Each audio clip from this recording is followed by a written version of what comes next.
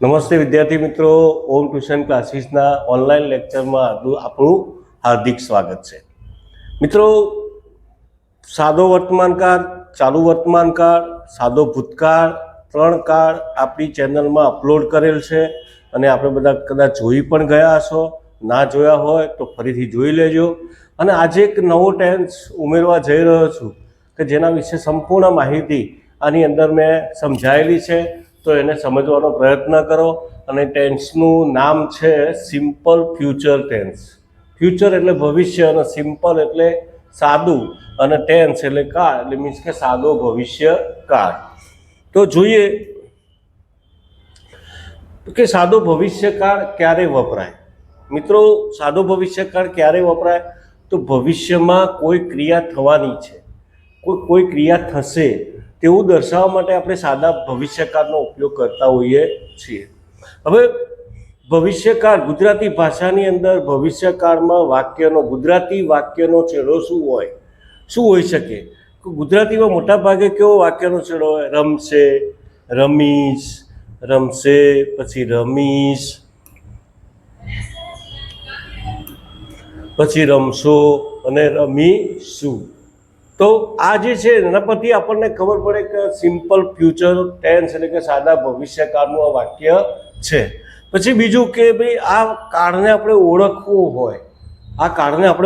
હોય, તો એના કેટલાક કાળસૂચક શબ્દો આપણને આપેલા હોય છે, વાક્યની અંદર જ આપણને સૂચવેલા હોય છે કે ભાઈ કયા શબ્દો છે. તો એક તો ટુમોરો છે, પછી બીજું નેક્સ્ટ વીક છે, પછી નેક્સ્ટ મંથ છે, next year, tonight, if અને અનલેસ. દાખલા કે ટુમોરો એટલે શું? તો મીન્સ કે આવતીકાલે. નેક્સ્ટ વીક એટલે આવતા અઠવાડિયે. નેક્સ્ટ મંથ એટલે આવતા મહિને. નેક્સ્ટ યર તો આવતા વર્ષે. ટુ નાઇટ એટલે આજે રાત્રે. અને ઇફ અને અનલેસ, ઇફ એટલે જો તો, અને અનલેસ એટલે જો નહીં તો. બરાબર? તો આ બધા શબ્દો એને શું કહેવાય? ઇંગ્લિશમાં એને સાઇન ઓફ ટેન્સ કહેવાય, કે જેના પરથી આપણને ખબર પડે કે સિમ્પલ ફ્યુચર ટેન્સ છે. બીજું, હવે આની વાક્યરચના શું? આની વાક્યરચના જુઓ તો શું આવશે ભાઈ? કર્તા પ્લસ શેલ વિલ પ્લસ ક્રિયાપદનું કયું રૂપ આવે? મૂળ રૂપ આવે, અને પ્લસ કર્મ આવશે. પહેલાં શું મૂકીશું? કર્તા, પછી શેલ વિલ, પછી ક્રિયાપદનું મૂળ રૂપ અને પ્લસ કર્મ. મિત્રો, હવે નક્કી કરવાનું છે કે શેલ ક્યારે વપરાય અને વિલ ક્યારે વપરાય. તો જો આઈ અને વી કરતા હોય તો એની જોડે આપણે શું વપરાઈશું? શેલ વપરાશે. પછી જો યુ, હી, સી, ઈટ અને ધે કરતા હોય તો એની પાસે શું વાપરીશું આપણે? વિલ વપરાશે. તો કરતા પ્લસ શેલ વિલ, ક્રિયાપદનું મૂળ રૂપ અને પ્લસ કર્મ. બરાબર? આ શું થયું? એની વાક્ય રચના થઈ. શું થયું? એની વાક્ય રચના. કોઈ પણ વાક્ય બનાવીએ તો એની વાક્ય રચના પ્રમાણે આપણે વાક્ય બનાવવાનું હોતું હોય છે.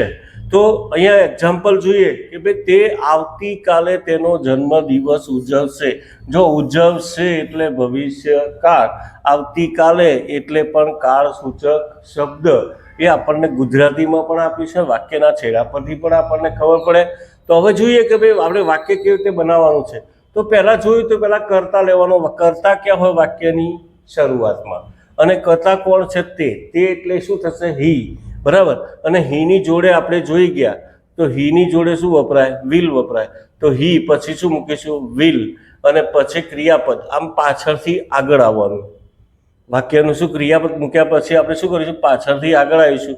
તો ભાઈ ઉજવશે એટલે સેલિબ્રેટ, અને તેનો જન્મદિવસ એટલે હિઝ બર્થડે, અને આવતીકાલે એટલે ટુમોરો.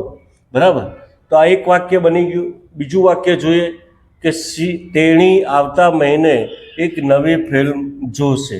તેણી કરતા છે અહીંયા પહેલાં, તો આપણે શું મૂકીશું? સીની જોડે પણ શું આવશે? વિલ. તો સી વિલ.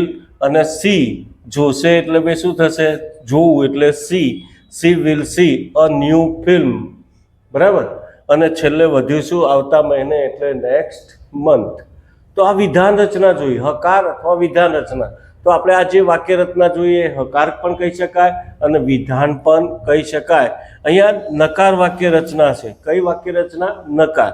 નકારમાં જુઓ તો કરતા પ્લસ શેલ વિલ આપણે જે હતું એ જ, પછી એના પછી ખાલી એક વસ્તુ ઉમેરવાની. કઈ ઉમેરવાની છે? નોટ શબ્દ ઉમેરવાનો છે.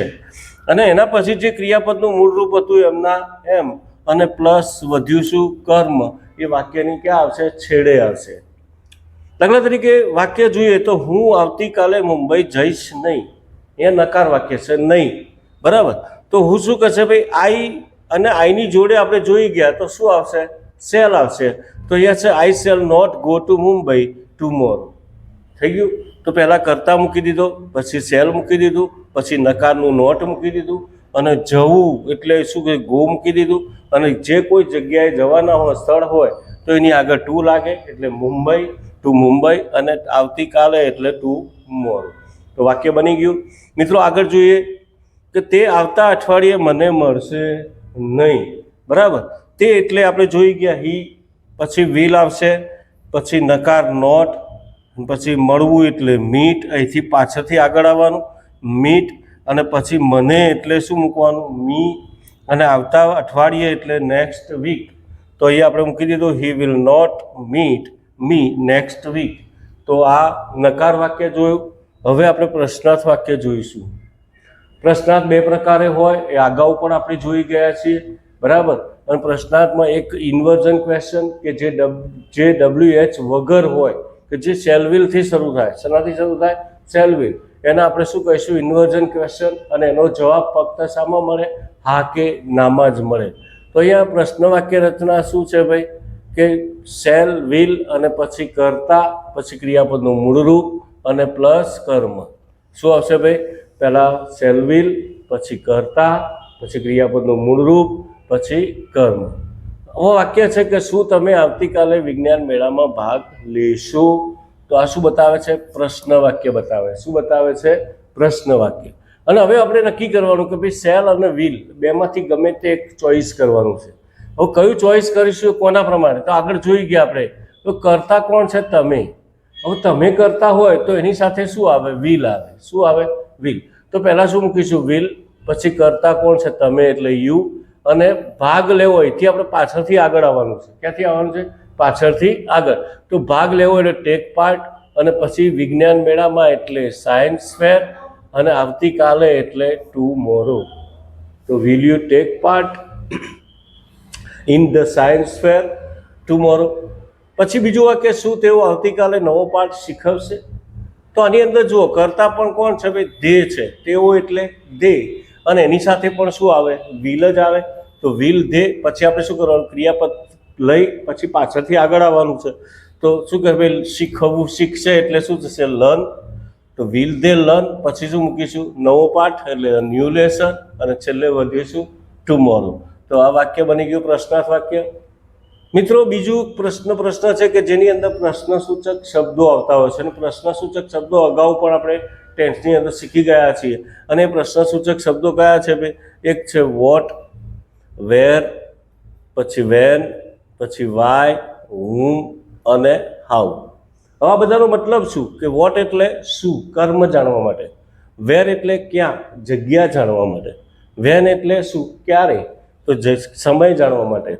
વાય એટલે શું? શા માટે? એટલે કારણ જાણવા માટે. હુમ એટલે શું? કોને? તો વ્યક્તિ જાણવા માટે. અને હાઉ એટલે કેવી રીતે? એટલે રીત જાણવા માટે. તો આ બધા શું થયા? પ્રશ્નસૂચક શબ્દો થયા.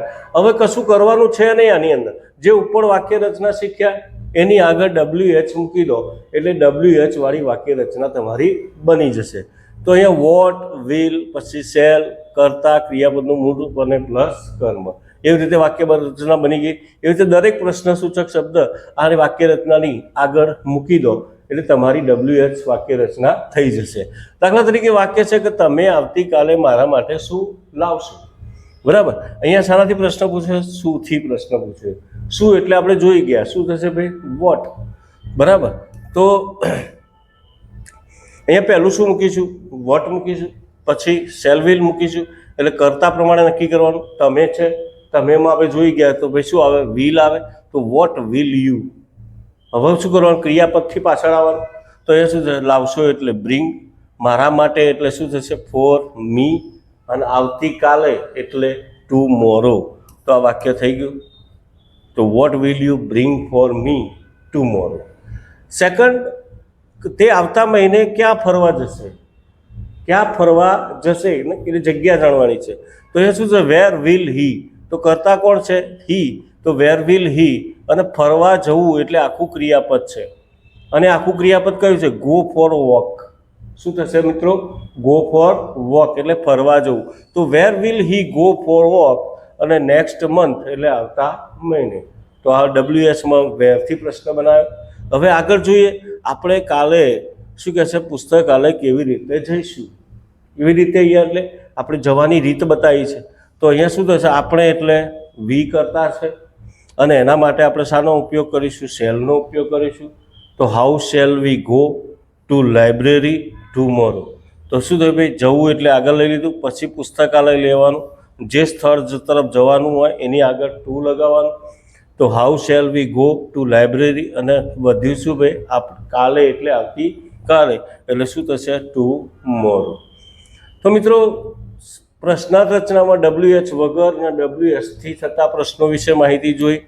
અને હવે હુ વાળી વાક્ય રચના છે કે જેની અંદર કર્તા હોતો નથી. તો અહીંયા જો હુ પ્લસ સીધું વિલ પ્લસ ક્રિયાપદનું મૂળ રૂપ અને પ્લસ કર્મ. વાક્ય છે કે આવતીકાલે વર્ગમાં ગીત કોણ ગાશે. કોણ ગાશે એટલે હુ, અને હુનો મતલબ શું થશે ભાઈ, કોણ થશે. શું થશે, કોણ. બરાબર. તો શરૂઆતમાં જ આપણે શું મૂકી દેવાનું, હુ મૂકી દેવાનું, પછી વિલ મૂકી દેવાનું, પછી ક્રિયાપદ. ક્રિયાપદ ક્યાં હોય, વાક્યની છેડે.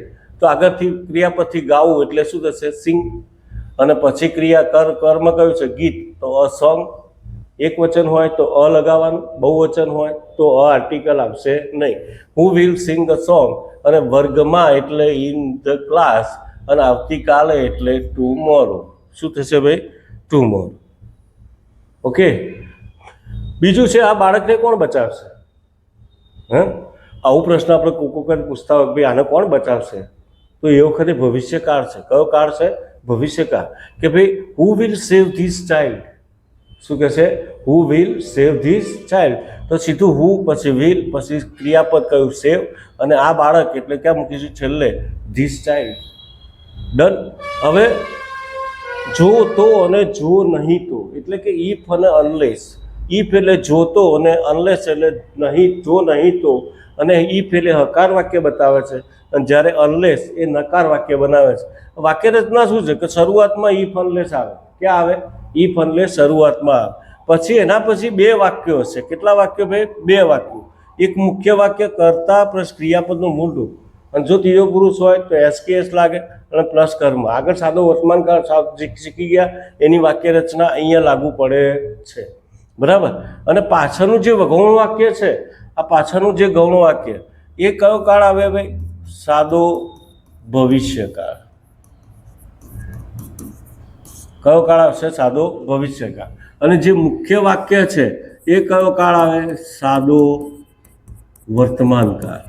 આમાં બે કાળનો ઉપયોગ થશે. કેટલા કાળનો ઉપયોગ થશે, સાદો વર્તમાન કાળ અને સાદો ભવિષ્યકાળ. તો સાદા વર્તમાન કાળની વાક્ય રચના જોઈ, કર્તા પ્લસ ક્રિયાપદનું મૂળ રૂપ પ્લે પ્લસ કર્મ. અને પાછળ આપણે આ વાક્ય રચના જોઈ ગયા, કર્તા પ્લસ શેલ વિલ પ્લસ ક્રિયાપદનું મૂળ રૂપ અને પ્લસ કર્મ. તો આ બે વાક્ય રચનાનો આપણે સંગમ કરવાનો છે. શું કરવાનું છે, બંનેનો સંગમ. જો તમે વહેલા ઉઠશો તો તમે જલ્દી પહોંચશો. તો અહીંયા શું બતાવે છે, ભવિષ્યકાળ બતાવે. પાછળનું વાક્ય શું બતાવે, ભવિષ્યકાળ. અને આ તમે વહેલા ઉઠશો એ રોજની ક્રિયા છે કે વહેલા રોજ ઉઠવાનું, રોજ જવાનું. બરાબર. તો અહીંયા શું થશે, સાદો વર્તમાન કાળ. તો ઇફ પહેલાં શું મૂકીશું, ઇફ હકાર વાક્ય છે. ઇફ તમે એટલે યુ, અને ઉઠવું એટલે ગેટઅપ, અને વહેલા એટલે અર્લી. બરાબર. આ વાક્ય પહેલું પતી ગયું, જો તમે વહેલા ઉઠશો તો.